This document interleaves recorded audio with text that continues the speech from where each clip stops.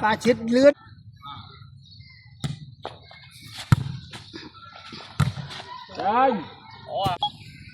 chấm hai mong bấy anh lúc thò mơ ha đi tiêm bánh phiên nữa chồng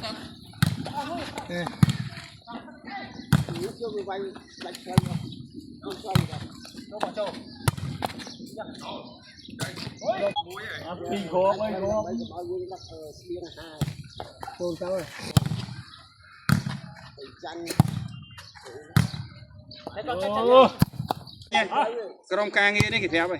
Ok lẽ. Wow, phao nướng chú cá luôn, đi từ lẹ mà chom nè. Bó là gì? Khéo mới lên thực sót.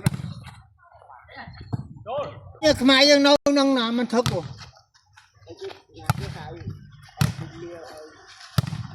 Chú lấy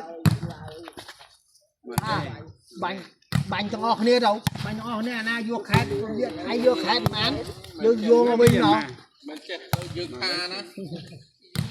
Rú đại cái này đôi ai đi đâu. Đi ra.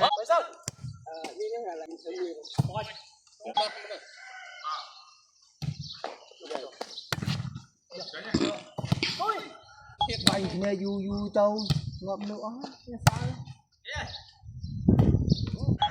Hầm nước sợi na nó trọc sải pol và hai phê. Ngon, smile. Sợi chơi mai. Smile quá. Mấy con này này. Đôi dương ai biết ta việc đầy chứ. Việc xa đầy chứ. Rách đây. Mil. Chanh. Mạch. Hình vanh nệm đòn.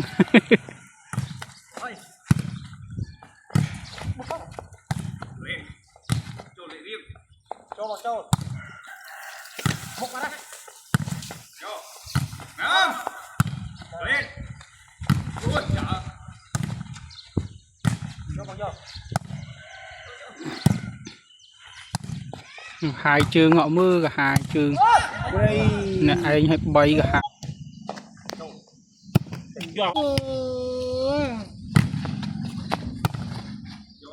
Bánh này lên. Một bánh. Nè. Vay vô tê vô đây mà. Vay này mình vay nè, vay vô đây rồi. Ấp bao mưa bao. Phong trền mau pi smart. Mình á trôn nè. Mình trôn mấy ban. Trôn.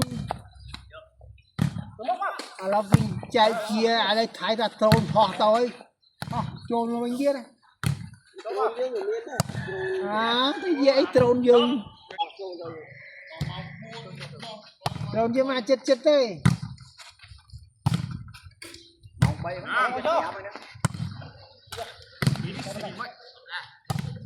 Chô. Chô. Ông tiếng đáp à.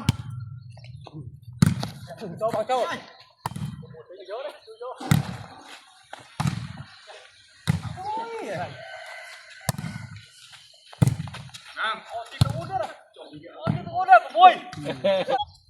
Bây giờ cái em yuan mà chanh yuan chặt bán đâm tay ông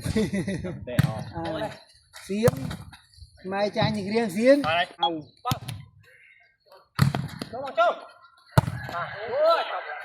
mai không yuan chanh thì riêng chặt bán yuan nhưng mà man thân lắc ai tích đây cái chia chuôn rồi không lại con đi luôn